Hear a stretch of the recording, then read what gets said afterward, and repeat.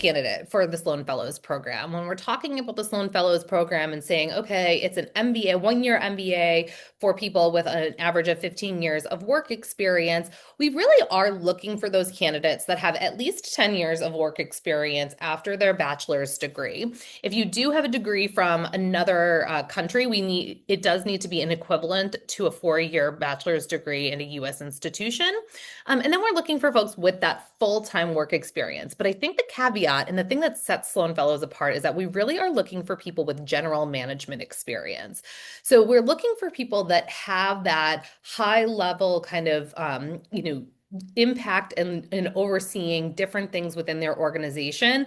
And they have that leadership. Leadership is not defined by direct reports and how many people report into you, but rather how are you kind of guiding and moving the organization that you're working for forward.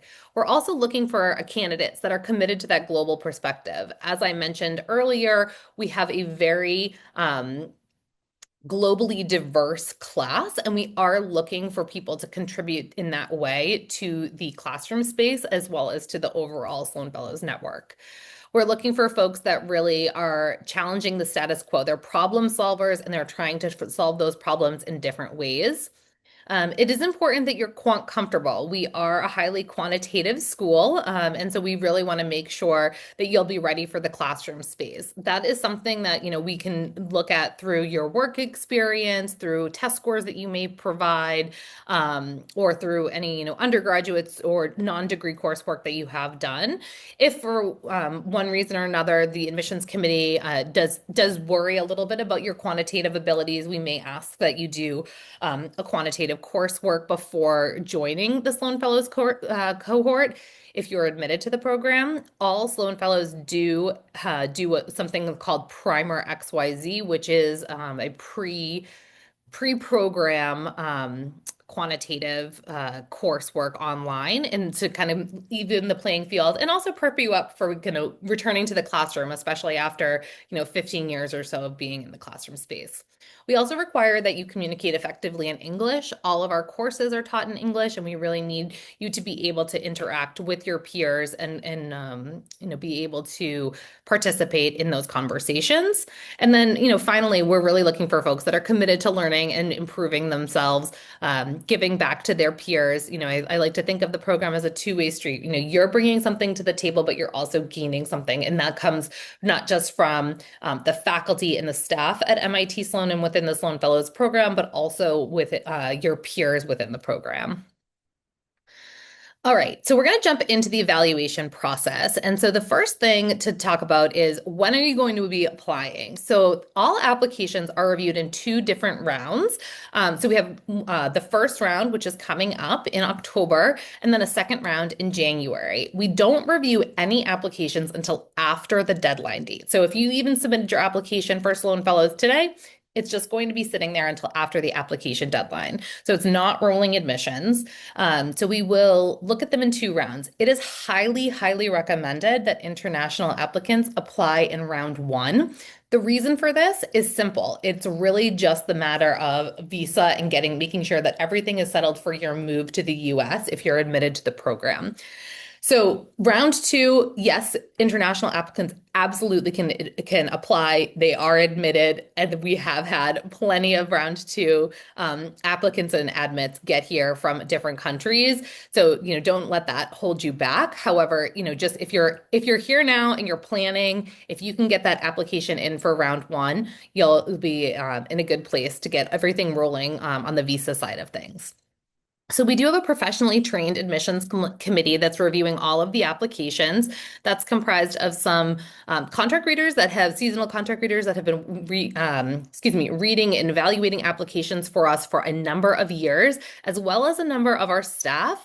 Some of the folks that you see on here today reading those applications. So we have a really robust competency model, which we use to evaluate candidates, and we're looking for certain competencies. And some of the things that we talk about are demonstrated success. So that's, your academics from the past, but also, given that you are so far out of, undergraduate, we're really looking for your work success. What have you been doing? How have you been succeeding and making impact in your professional career? We're also trying to understand a little bit more on your leadership side of things, like how do you work in a team? How do you problem solve? How are you communicating and adapting to change? And then, of course, as I mentioned before, with Sloan Fellows in particular, we are looking for that general management experience and trying to understand, what kind of work that you are doing in general management and overseeing in leadership. So round one, as I mentioned, is coming up on October 20th. So we have a little bit of time. With round one, we will read all of the applications and make interview decisions within a few weeks. And then virtual interviews will take place in November, and about the first week in December. And then the decisions will come out in mid-December. So, it's a relatively quick turnaround, but we are excited to, start considering you as soon, October 21st, as I said. So all applications, including all application materials, need to be submitted by 3 p.m. Eastern time. So it's 3 p.m. in Cambridge on October 20th. And then the same thing goes for round two in January. So you can see that timeline there.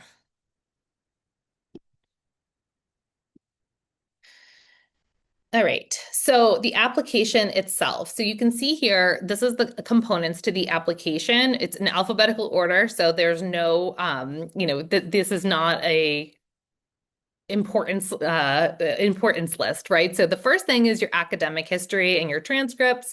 So if you went to undergrad or if you have an advanced degree, you will absolutely need to submit all of those transcripts. They don't have to be official at this time, but they need to be legible. If they are not in English, you do need a certified translation to be uploaded with those transcripts.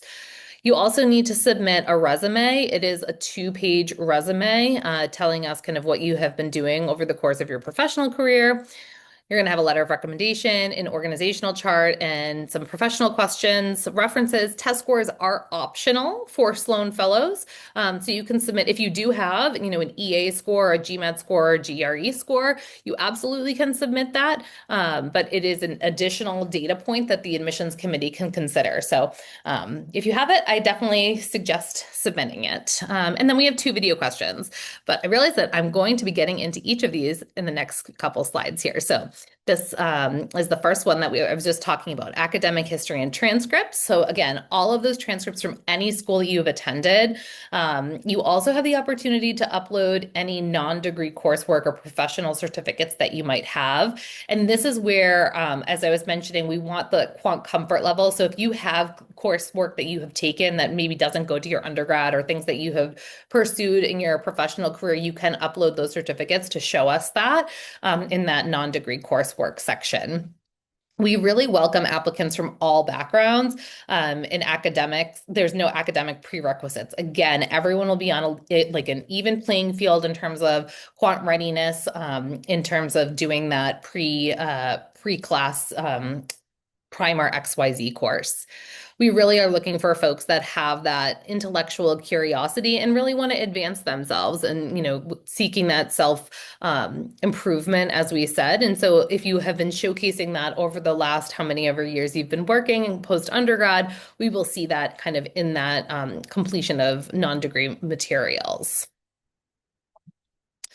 All right, so the resume, you, as I mentioned, have a 2-page limit for this. Ideally, it is in a kind of easy to read format. So Times New Roman font, where you can upload it as a Word or PDF format. We will see it as a PDF format, regardless of how you upload it. And ideally, we like the structure to be in reverse chronological order so that we can see the most recent thing that you have done at the top. You really want to make sure that your employment professional section on your resume matches your employment section within the actual application itself, where we ask where you're employed and what you're doing.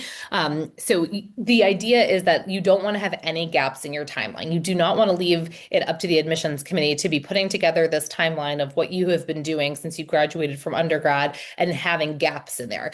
Address all of the concerns that they might have by making sure that all of the dates align. If you did take time off, there is an opportunity for you to fill that in so that we are aware. Some people have time off for family reasons or personal reasons, professional reasons, whatever it might be. Just make sure that you tell us what you were doing during that time. So really just make it easy to read. Don't let us have to dig for that information.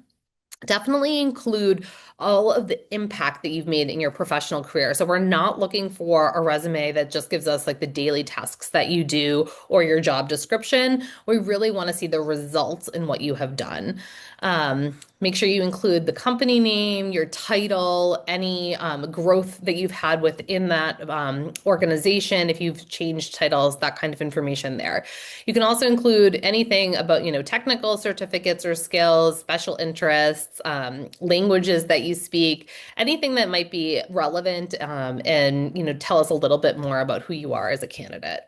But again, limited to 2 pages. So the letter of recommendation, one of the things that, I get asked all the time is, can we submit more than one letter of recommendation? We ask for one letter of recommendation only. And one of my biggest tips is following instructions. So you really want to get a recommender who will be able to speak well of all of the things that are listed here on the right side of the screen. So ideally, you are getting this from your manager, if possible. We also understand if you're not telling your employer just yet so that you're applying for business school. So if that's the case, getting it from another professional contact, a previous manager, someone that has worked with you and can truly speak to your skills.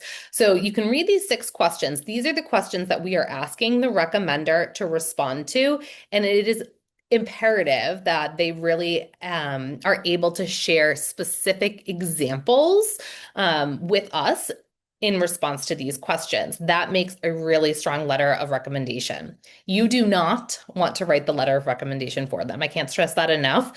Make sure that they are writing it. It comes from them directly. All of this goes through our system. So we email them a link to upload their letter directly. You are only going to put their contact information into the application, and then we will reach out to that recommender individually. You will be able to see on your status portal page when the letter of recommendation is uploaded. And we will, of course, let you know if we're still waiting on anything and it has not been submitted. To that point, make sure you ask your recommender early. So if you're on this today and thinking about applying for that October round, today's the day. Think about who you're gonna ask for that recommendation letter, and get an email out or a phone call out and ask them to submit that for you on your behalf. Okay, the organizational chart. This is just a visual depiction of kind of where you fall within your organization, who you're working with on a day-to-day basis. So we really want to know, high level, where you are in the org, and then who's reporting to you, who are you reporting to, and then who you're working with. So on the actual visual organizational chart, you will want to circle yourself in red. That helps us easily identify where you fall. It should match your resume and employment section again on the application. So this should be complementing your application by giving us that visual depiction. In the event that you are able to show prior roles that you've held, or kind of help us visualize that growth that you've had within an organization, you absolutely can do that. A couple tips on the organizational chart. You do not want to print out an organizational chart from your internal, systems within your organization.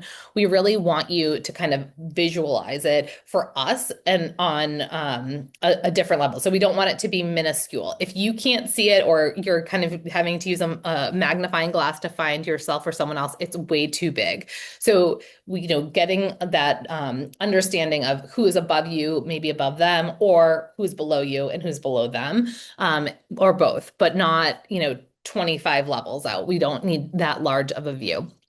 So kind of thinking about that, and if you are able to showcase who your recommender is, you can also circle them in another color or identify them in some way. Questions that we often get asked about this are, can I not include names, or can I redact, confidential information? Yes, you can just put titles if you want. You don't have to put people's names, except obviously your own.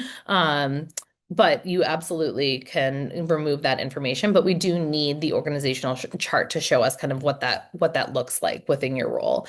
Another question that we often get asked for entrepreneurs, how do I do this? I work by myself.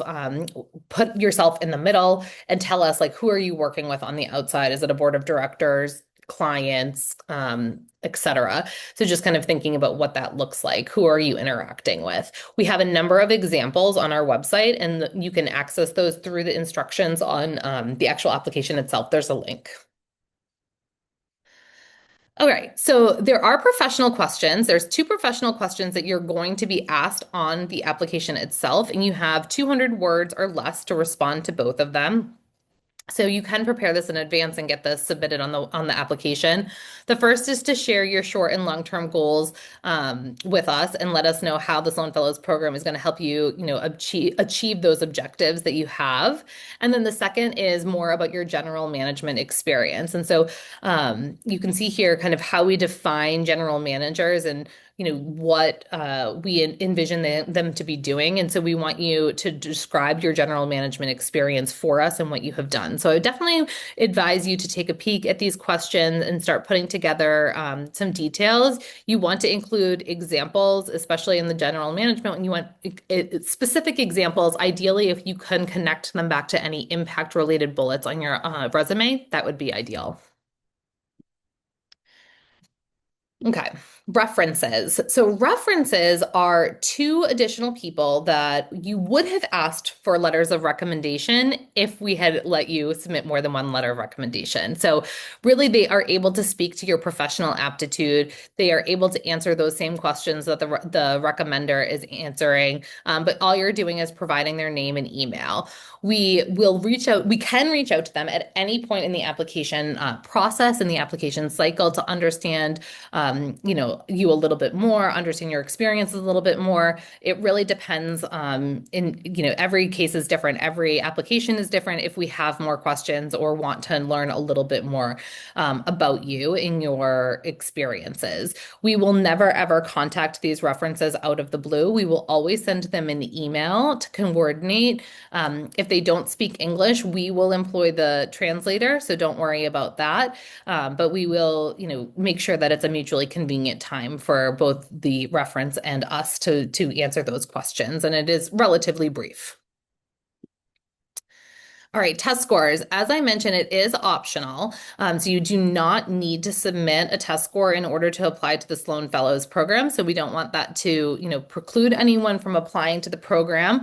But if you do have a score for GMAT, GRE, EA, even if it's an expired score, you can always submit that. It's an additional data point. And any kind of format is fine. Online or in the test center is also okay. All right, so video question one. I know this often gets asked about the applications for MIT Sloan. We did change the prompt and the length a little bit this year, so it is a little bit different. This year, we're asking applicants to respond to this prompt. Every applicant has a story that can't be captured in a resume. You can take up to 90 seconds to share yours, who you are, where you came from, and what's shaped the person you are today. Be conversational, be yourself. We can't wait to meet you. And so we really want you to keep it simple. You can take 90 seconds, you can take a little bit less than that if you want, and it should just be a single take. So we're not looking for movie quality videos here. We don't want any background music. We do not want subtitles. We are not looking for fancy presentations. We really want you in front of the camera. We want to be able to clearly see you and also hear your voice. So be aware of your surroundings, be aware of how your voice is coming out and how well we can hear you. So, show us your personality, speak authentically, tell us more about who you are and how you got to where you are today that we can't see elsewhere in the application. That's really the idea. So you really want to think about the video question one, along with your resume, along with those professional short answer questions, kind of giving us a better picture of who you are and complementing one another. So this is a great part of your application to really let us understand who you are and how you'll be fitting into the Sloan Fellows cohort in a year.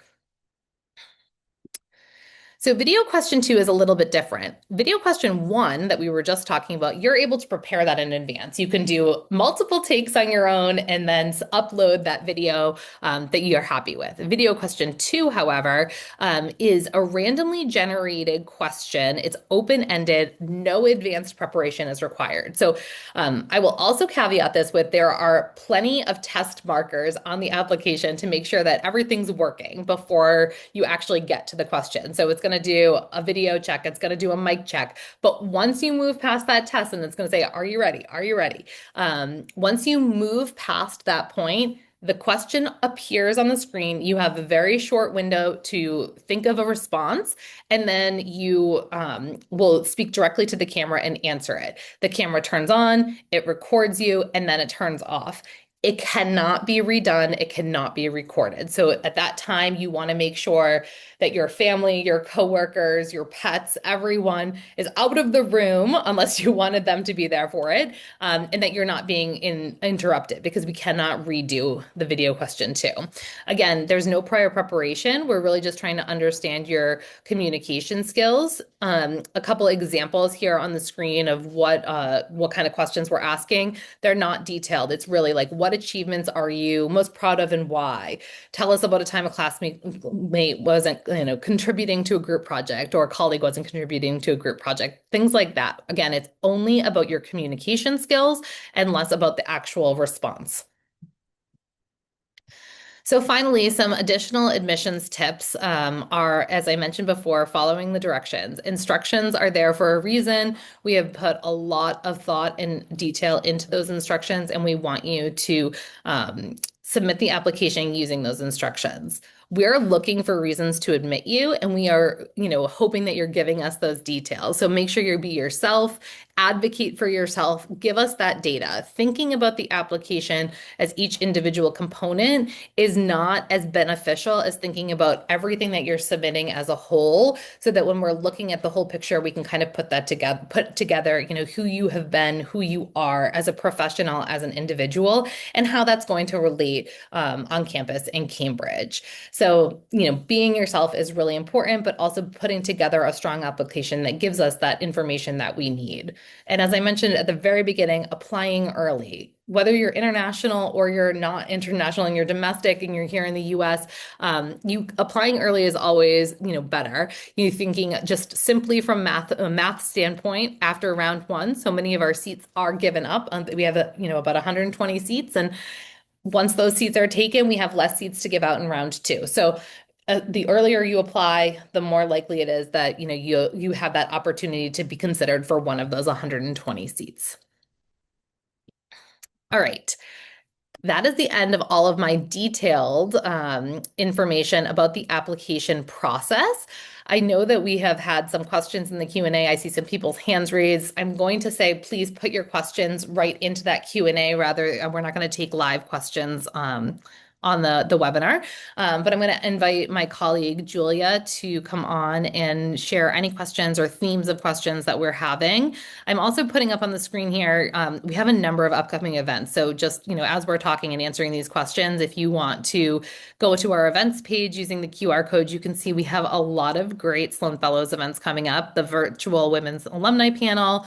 We have a virtual preview day, another application tips webinar if you want to come hear me talk again, and then 2 Sloan Fellows class visits in October. So hopefully we'll see you at some of those.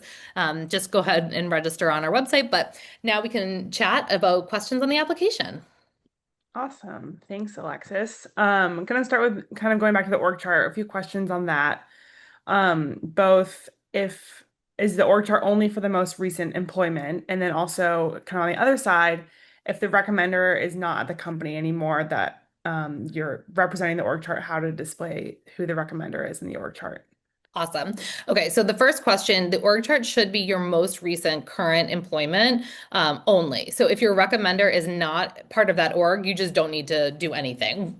You'll indicate, on the recommendation who the recommender is, how they are asked, how do they know you, and we'll see that. So if it was from a prior employment, that's fine. You don't need to have your recommender on the org chart, but you only need one organizational chart from your current primary employer.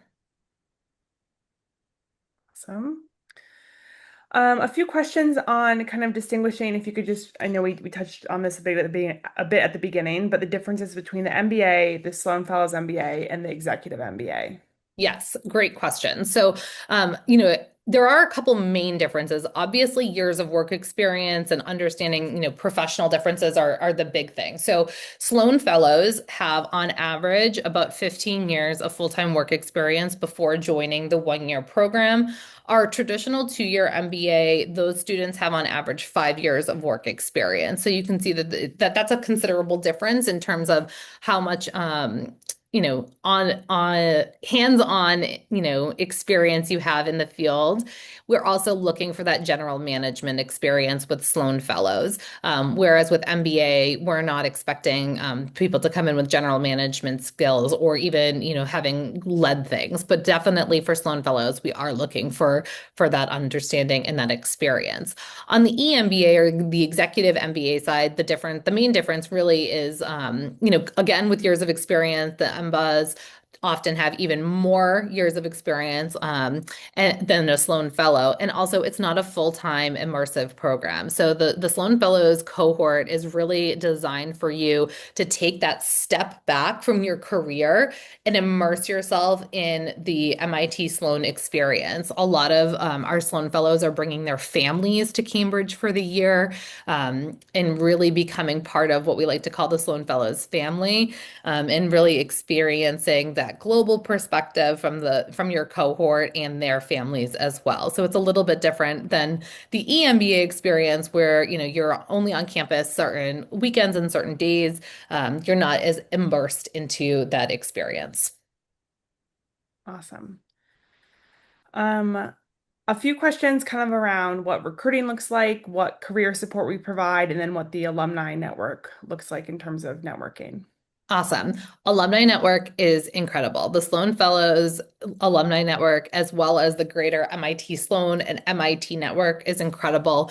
I love meetings, in particular, Sloan Fellows alums, especially all over the world. They are so dedicated, and that is something that I think everyone benefits from. Is as an admit, you'll start to feel that. I feel like even as an applicant, if you start reaching out to Sloan Fellows alums, via LinkedIn, everyone always is so kind and willing to talk, and share their insights and their experiences. So the network itself is incredible, definitely something that you can tap into and really experience as soon as today. However, once you're actually a part of it, you will see that that's something that you can lean into and lean on for, job opportunities, advice, career discussions, and also personal kind of challenges that you might be having, or whatever it might be. It is really a family. In terms of career resources, we do have our career development office, our CDO office.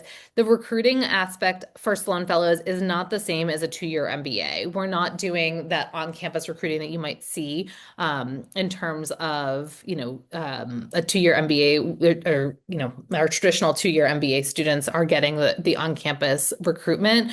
Really, the Sloan Fellows are folks that are looking to either advance within their own organization or pivot into a different industry. There are definitely lots of resources within our career development office to work with you to talk about that pivot and what is realistic. If you had no experience and no work experience in the US and you're hoping that this program would allow you to move to the US, full time and get a job here, our career development office is going to tell you that that's not a reality. And so we try to be realistic with you and have that conversation up front, that you will have resources to lean on to get advice from, but they are not a placement office. They're not going to get you a job. Awesome. Let's see.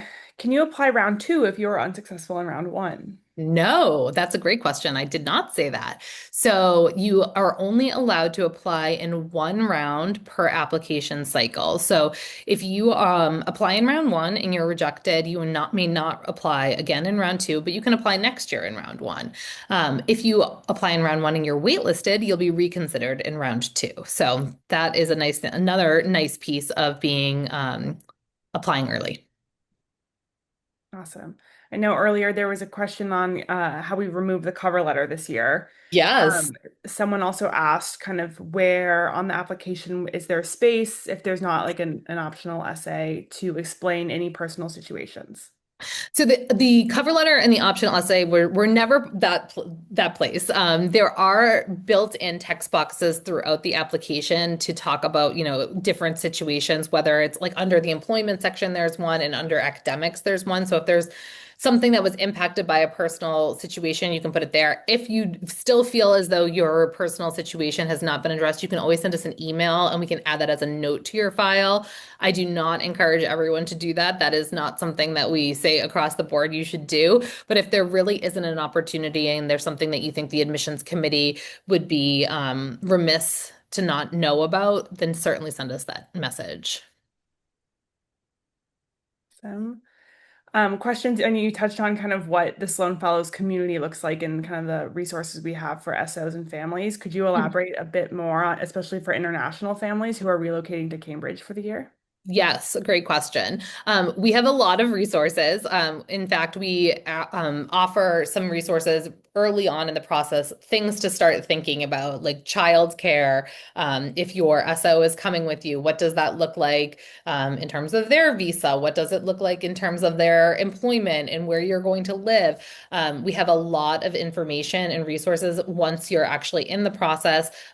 Some actually before you even are admitted to the program, and then once you're actually admitted to the program, you can get connected up with the information about the childcare, about the schooling, about the housing, all of those things. So we certainly do not leave you out in the cold and not figuring it out by yourself. The program office and the admissions team are here to help you along the way and get you to Cambridge. And past Sloan Fellows also are passing down kind of that information and teaching the next generation of Sloan Fellows kind of what to do and where things can be found.